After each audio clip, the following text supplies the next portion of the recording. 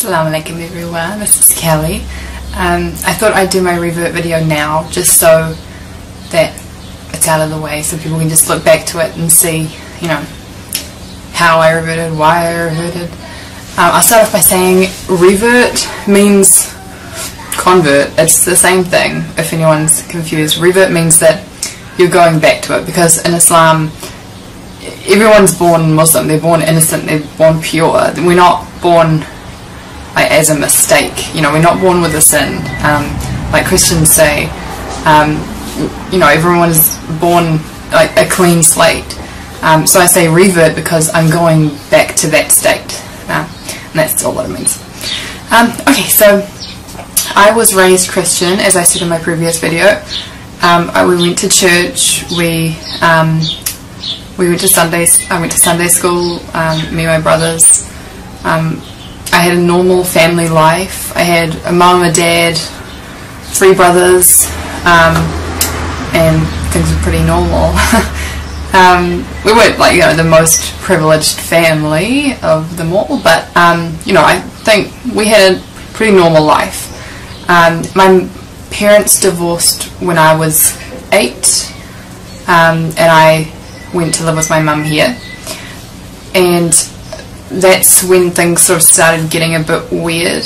Because everyone else sort of left Christianity, my whole family, they just sort of left Christianity, and I didn't. I sort of wanted to keep going to church, so I'd get my mum to drop me off at church by myself, and I'd sit through the service listening, learning things, and then she'd pick me up. When I got to about the age of 13, I started to rebel a bit, and I sort of pretty much lost my religion. I'd tell everyone I was Christian, but I wasn't Christian. I didn't do anything Christian-like. When I was 16, when I was 15 and a half, I moved out. Well, almost 16, I moved out on my own, because I felt like my mum and her new partner had their life and I wasn't really involved in that. They had a daughter and I was sort of an add-on. My brother had already moved out and I felt like I didn't belong in their family, so I moved out. My mum helped me move out, which is kind of weird. She didn't stop me from moving out at all, which I look back now and I think it's kind of sad, but I don't know. I mean, I was happier on my own, so yeah. I started modelling when I was 16, exactly 16, and they kept telling me, you know, oh, you're gonna, you know, go to Milan, you're gonna do this, but all you have to do is wear a bikini and lose 4 inches off your butt. And I was like, at the beginning I was like, yeah, I can do that, I can do that. When they started saying that I was sort of overweight and that I needed to lose weight to continue on as a model, I thought, like, something's wrong. And I remember my last audition, or my last, you know, interview as a model.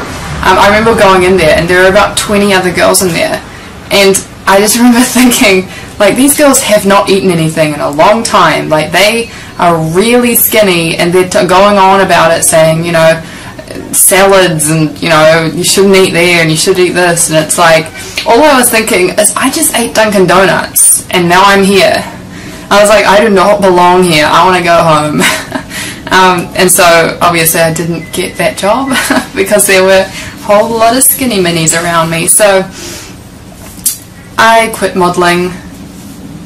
I don't think it was because of Islam. I think it was just more of me as a woman knowing my limit, because there was no limit with modelling. You know, models will do anything. Like, they will take off all their clothes, they will say anything, they'll be anyone. They'll starve themselves just to look good, just to have that one photo shoot, you know. And I just thought, like, there's more to life than that. So I said my Shahada quietly, not like a big gathering, because I thought I didn't want a whole lot of strangers there, like, for like a big thing in my life. Not by myself, with another person, but I didn't want a whole lot of people there. My parents did not support me being Muslim, they still don't really. My mum puts up with it sometimes. she sometimes goes out of her way to like sort of put me down. She tells her, like, if she sees someone that we used to know that didn't know I was Muslim, she wants to tell them I'm Muslim to get a reaction out of them, for them to laugh or for them to say something insulting or something. When I was in my last year of high school, actually I had one more year, but I left after that year, I met some new friends. I made new friends in that year because I saw that my old friends were like going downhill a bit. They'd been partying and not studying and like that, and so their life was leading nowhere, and I didn't really want to be a part of that. So I made new friends. A few of them were Muslim. I didn't know that. I didn't, become friends with them because they were Muslim. They were just Muslim. Guys and girls, not just one. And I remember asking one time, I was texting my friend, and he said, "Can't text, I'm at mosque." And I was like, "There's this magical place you can't text in." And he didn't, try and convert me in the text. He just said, "I'm at mosque, can't text." And I just thought it was so opposite to what you hear about Muslims on TV, because I've grown up in New Zealand, it's a Western country, and I automatically had this negative view on Muslims, and I was so wrong. I thought they were all bad people. I thought they all hated everyone, but they really don't, and I liked how when Muslims talk to each other, it's like salam brother, salam sister. It's really nice. I like that. It's like respect in Islam, and you don't see that in anything else. And I looked more into it. I kept looking into it, and I had some ups and downs. Some days you wake up and you're like, that's a dumb culture, a dumb religion, and you're like, I don't want to do that. And then other days you wake up and you're like, why did I think that? It's just sometimes it's too much change. You think, this is happening too fast. I want to wear shorts. I want to wear my hair down, show off, and but you do change. I've changed. I've accepted myself, and I like this so much better than what I was before. I started wearing the hijab a year ago, but yeah, I always found it sort of hard. I still do a bit. How I wake up in the morning, I sort of have to tell myself that I'm Muslim. I don't wake up and just know it. I have to remind myself. If I see myself in the mirror without a hijab on, I don't automatically think I'm Muslim. If I almost have to wear this to tell myself that I'm Muslim. And I don't know when that's going to go away, but I hope it does. Born Muslims, do you guys wake up and know that you're Muslim? You can comment below. I actually don't know. Do you wake up and you just know it? I don't know.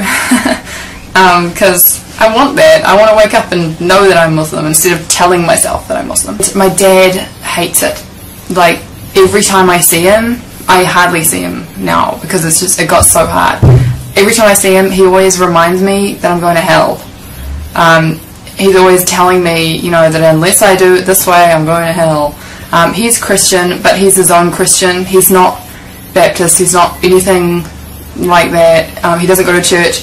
He reads a book that tells him how to read the Bible, which I don't think is a good way because, some guy wrote that book on how to read the Bible. That's just that guy's interpretation. And that's what I like about the Quran, because it's just one way. Muslims believe the same thing. They don't sort of interpret it differently. Well, some do, but it's, you read the Quran and that's what it is. It is what it says. And that's what I like. I can't really think of anything else to say right now about my convert story, whatever you want to call it. Kelly reverting to Islam. But if you guys have any questions, leave them below, and I could make a to be continued or part 2 or something like that. Yeah. Sorry about the background as well. That's my university planner, and I can't move further that way because my cat is sitting there sleeping, taking out my whole bed. Anyway, so I'll make another video soon, inshallah, and see you later. Assalamu alaikum.